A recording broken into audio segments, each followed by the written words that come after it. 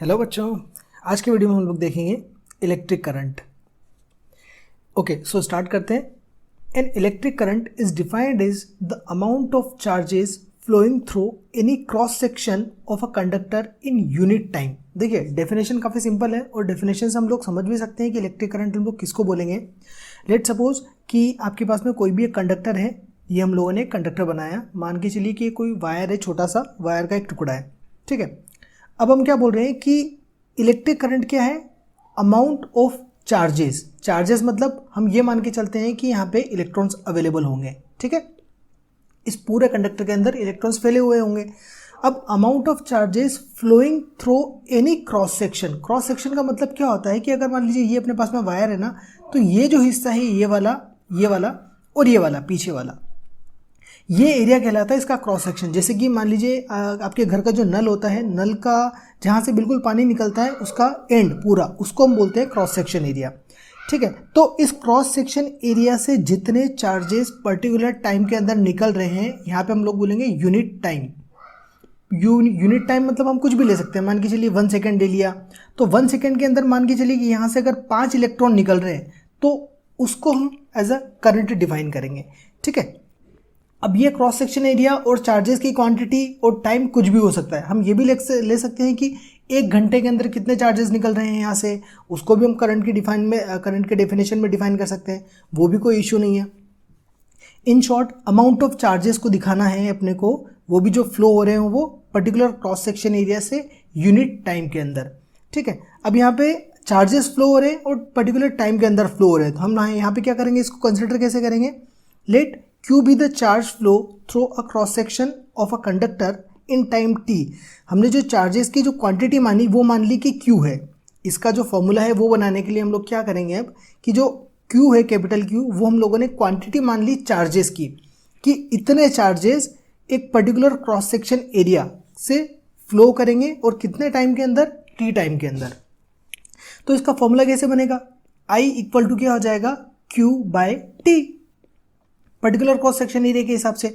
अब अगर आप यहाँ पे चाहें तो Q की जगह पे मान के चलिए कि आप लोगों ने X चार्जेस मान लिए। लेट सपोज कि हम बात करते हैं X चार्जेस निकले पर्टिकुलर क्रॉस सेक्शन से, और कितने टाइम के अंदर, मान के चलिए कि 7 डेज के अंदर। ये एक जनरल एग्जाम्पल है कि हम इस तरीके से भी ये चीज़ बोल सकते हैं, 7 डेज के अंदर X चार्जेस निकले उस क्रॉस सेक्शन में से। तो इसकी डेफिनेशन इसके अकॉर्डिंग क्या हो जाएगी, X/7, ठीक है। तो हम यहाँ पे स्टैंडर्ड फार्मूला बनाने के लिए ये क्वांटिटी लेते हैं, बाकी हम न्यूमेरिकल्स में अपने अकॉर्डिंग देखेंगे कि क्या क्वेश्चन के अंदर गिवन है, कितने चार्जेस फ्लो हो रहे हैं और कितना टाइम वो चार्जेस ले रहे हैं। Alright, so SI unit of electric current is ampere. Electric current की जो एसआई यूनिट होती है वो होती है एम्पियर, ठीक है। We can define current as 1 ampere when 1 coulomb of charges flow through wire in 1 second. हम इसको डिफाइन कैसे कर सकते हैं कि अगर मान लीजिए 1 एम्पियर करंट की बात करें कि 1 एम्पियर कितना होगा, तो हम उसको कैसे करेंगे कि देखिए, करंट की डेफिनेशन हम क्या दे रहे हैं, Q/T, ओके। सो अब अगर I इक्वल टू हमारे पास में है Q/T, Q का जो यूनिट होती है वो होती है कूलम, अपॉन T की जो यूनिट होती है वो होती है सेकेंड, ठीक है। तो कूलम पर सेकेंड को हमने बोला एम्पियर, कूलम पर सेकेंड का जो दूसरा नाम दिया हम लोगों ने वो दिया एम्पियर। अगर अब हम 1 एम्पियर की बात करें तो 1 एम्पियर में क्या होगा कि अगर C/S, मतलब 1 एम्पियर की बात करें तो एम्पियर इक्वल टू क्या होगा, C फॉर कूलम, S/सेकेंड।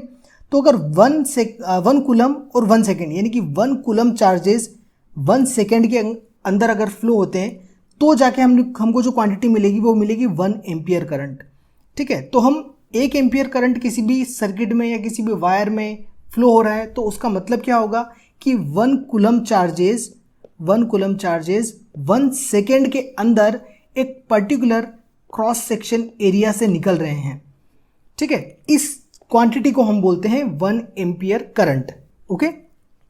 अब उसके बाद में ये तो 1 एम्पियर हो गया, इसके अलावा छोटी क्वांटिटीज भी होती है अपने पास में, जैसे कि मिली एम्पियर हो गया। मिली एम्पियर में क्या होता है, 10⁻³ एम्पियर होता है। माइक्रो एम्पियर और भी छोटी होती है जिसमें 10⁻⁶ एम्पियर करंट होता है, ठीक है। Electric current is a scalar quantity. Electric current जो होता है वो स्केलर क्वांटिटी होता है। Ammeter is used to measure electric current. Ammeter का यूज़ करते हैं इलेक्ट्रिक करंट को मेजर करने के लिए। तो ये कुछ इसके अंदर पॉइंट्स थे।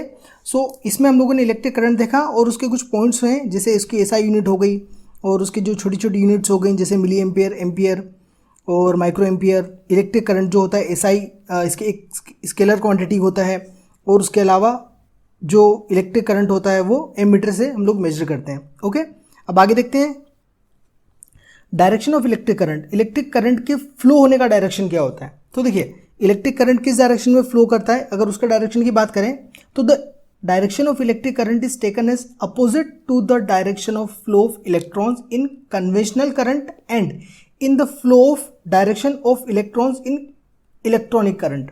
देखिए अब ये दो चीज़ें हैं यहाँ पर, एक तो कन्वेंशनल करंट, एक इलेक्ट्रॉनिक करंट, दोनों के अंदर जो डायरेक्शन होता है वो अलग अलग होता है। यहाँ पे आपको थोड़ा सा ये समझना होगा कि हम जो थ्योरी के अंदर पढ़ते हैं, थ्योरी के अंदर हम जो करंट पढ़ते हैं उसको हम बोलते हैं कन्वेंशनल करंट, यानी कि जो बहुत टाइम से चले आ रहा है अपने पास में, उस करंट को कन्वेंशनल करंट बोला जाता है। और इलेक्ट्रॉनिक करंट वो होता है जो रियल लाइफ में हम प्रैक्टिकली देखते हैं या प्रैक्टिकली हम लोग महसूस करते हैं, वो करंट होता है इलेक्ट्रॉनिक करंट। अब एक्चुअली क्या है कि जैसे हमारी बुक्स वगैरह में जो करंट की डायरेक्शन दे रखी है वो थ्योरेटिकली दे रखी है कि पॉजिटिव टर्मिनल से नेगेटिव टर्मिनल की तरफ करंट फ्लो होता है बैटरी के अंदर।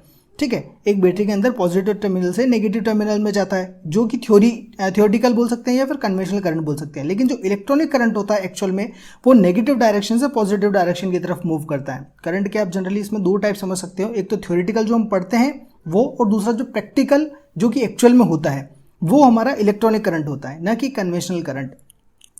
सो अगर अपन देखिए मान के चलिए कि जैसे ये डायग्राम है, इस डायग्राम के अंदर हमने दे रखा है कि ये जो रेड रेड डॉट्स बने हुए हैं ये इलेक्ट्रॉन्स है। इलेक्ट्रॉन्स जो हैं लेफ्ट साइड में मूव कर रहे हैं।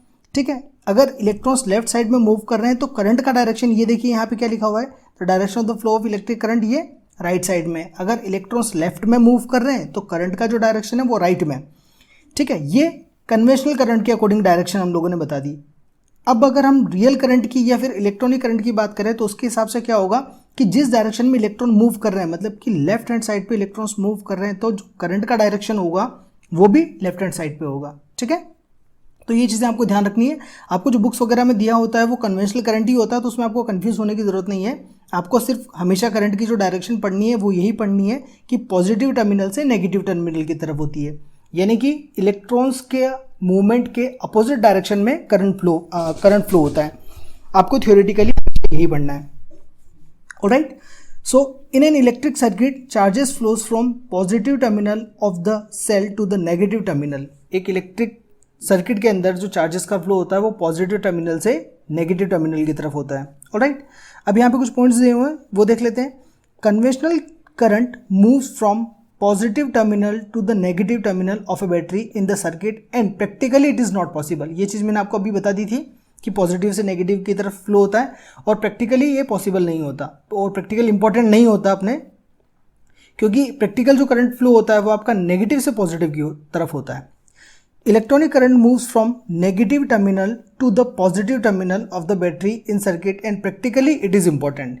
ठीक है, तो ये चीज़ मैं आपको ऑलरेडी बता चुका हूँ और यहाँ पे इसमें लिखी हुई भी है, आप चाहें तो उसको पॉज करके नोट कर सकते हैं। चलिए आगे देखते हैं। अब देखिए, अब कुछ एग्जांपल्स हैं उस टॉपिक से रिलेटेड अपने पास में। फॉर एग्जांपल जैसे एग्जांपल नंबर 1 है, if a current 3.2 ampere per second. देखिए यहाँ पे टाइम भी दिया हुआ है, पर का मतलब होता है 1 सेकेंड के अंदर कितना करंट फ्लो हो रहा है, 3.2 ampere flows through a conducting wire. Calculate the number of electrons passing through the wire. आपको नंबर ऑफ इलेक्ट्रॉन्स यानी कि एन की वैल्यू फाइंड आउट करनी है यहाँ पे। तो सबसे पहले न्यूमेरिकल सॉल्व करने के लिए हम लोग क्या करेंगे कि जो चीज़ हमको गिवन है वो आप लिख लीजिए, जो चीज़ फाइंड आउट करनी है वो भी लिख लीजिए। उससे आपको एक क्लियर ओवरव्यू मिल जाएगा कि आपको कौन सा फॉर्मूला उसके अंदर अप्लाई करना है। जैसे अगर यहाँ पे बात करें तो आई अपने को दिया हुआ है 3.2, टी दिया हुआ है 1 सेकेंड, और फाइंड आउट क्या करना है, N equal to find out करना, मतलब कि number of electrons find out करना है। देखिए ऐसा कोई फॉर्मूला है अपने पास में जिसके अंदर आई और टी दोनों आता है, तो जी हाँ है अपने पास में। आई इक्वल टू क्या होता है, क्यू बाई टी, क्यू मतलब कि चार्ज और टी फॉर टाइम। ठीक है, अब इसने नंबर ऑफ इलेक्ट्रॉन्स पूछा है, तो नंबर ऑफ इलेक्ट्रॉन्स का इस फॉर्मूले के अंदर तो कोई काम है नहीं, कुछ है नहीं। लेकिन Q इक्वल टू आपके पास में क्या होता है, Q इज इक्वल टू होता है एन ई। ये हम लोगों ने क्वांटाइजेशन के अंदर पढ़ा था, Q is equal to N E होता है, ये अपने को पता है। तो हम क्या करेंगे, I इक्वल टू Q की जगह पुट कर देंगे N E upon T. N क्या है, नंबर ऑफ इलेक्ट्रॉन्स जो हमको निकालने हैं, तो एन की जगह खाली छोड़ देंगे और ई की जगह, ई का अपने को चार्ज की वैल्यू पता होती है, ई इज इक्वल टू कितना होता है आपके पास में 1.6 इंटू 10⁻⁻19, ये वैल्यू अपने पास में ई की होती है। टी आपको गिवन है, आई आपको गिवन है, वैल्यू पुट करेंगे, सॉल्व कर लेंगे। आई की वैल्यू कितनी है 3.2 इज इक्वल टू एन की वैल्यू एज इट इज रहेगी क्योंकि फाइंड आउट करना है। ई की वैल्यू होगी 1.6 इंटू 10⁻19 बाय टी की वैल्यू है 1।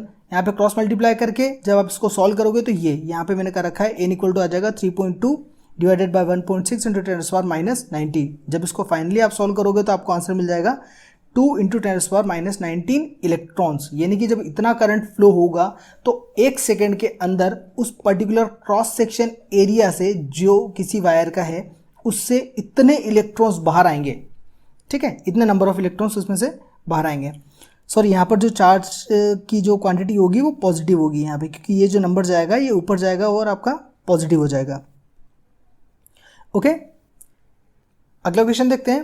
Example number 2, if 25 coulomb charge flow in a conductor in 5 seconds. अगर 25 कूलम चार्जेस फ्लो होते हैं किसी भी कंडक्टर के अंदर 5 सेकेंड में, चार्जेस मतलब Q की वैल्यू दे रखी है आपको 25 कूलम और जो टाइम है वो दे रखा है 5 seconds, T equal to 5 second हो गया। Then find out the value of electric current in it. आपको इलेक्ट्रिक करंट की वैल्यू फाइंड आउट करनी, काफ़ी सिंपल क्वेश्चन है, सिंपल सा इसमें फॉर्मूला लगाना है आपको। आई की वैल्यू फाइंड आउट करनी तो हम लोग यहाँ पे I equal to question mark कर देंगे। Electric current I equal to होता है Q बाई टी, ये अपने को पता है। Q की वैल्यू अपने को क्वेश्चन में गिवन है 25, T की वैल्यू 5 अपने को क्वेश्चन में गिवन है, तो 5 divided by 25 divided by 5, so it will be I is equal to 5 ampere. ये अपना आंसर आ जाएगा। बहुत ही सिंपल क्वेश्चन था। अगला क्वेश्चन है जैसे example number 3, if a light bulb uses 0.50 ampere of current. अगर कोई भी एक लाइट बल्ब है जो कि इतना करंट यूज कर रहा है, how much charge flow through it in 5 minutes. 5 minute के अंदर इसके अंदर कितने चार्जेस फ्लो होंगे ये आपको पता करना है। कितने charges, how many charges, that it means आपको Q की वैल्यू फाइंड आउट करनी है। चार्जेस पता करने हैं तो आपको Q की वैल्यू फाइंड आउट करनी है। ओके, सो सबसे पहले हम लोग क्या करेंगे, जो 5 मिनट है टाइम जो दिया हुआ है उसको हम लोग SI यूनिट में कन्वर्ट कर लेंगे, यानी कि सेकंड्स में कन्वर्ट कर लेंगे। तो देखिए 5 मिनट, 5 इंटू 1 मिनट के अंदर कितने सेकंड्स होते हैं 60, तो 60 का इस 5 में मल्टीप्लाई करेंगे तो 300 आ जाएगा, 300 सेकेंड्स। तो हम लोगों को अब टाइम की वैल्यू जो यूज़ करनी है वो 300 करनी है। Q इज इक्वल टू क्या है अपने पास में I into T, Q as it is रहेगा। I की वैल्यू कितनी है अपने पास 0.50, so we will put here and then into T की वैल्यू कितनी आई 300, सो 300 यहाँ पे रखेंगे। जब आप इसका मल्टीप्लाई करोगे 0.5 का 300 के अंदर तो ये हाफ हो जाएगा। Q इज इक्वल टू आपका 150 कूलम आंसर आ जाएगा।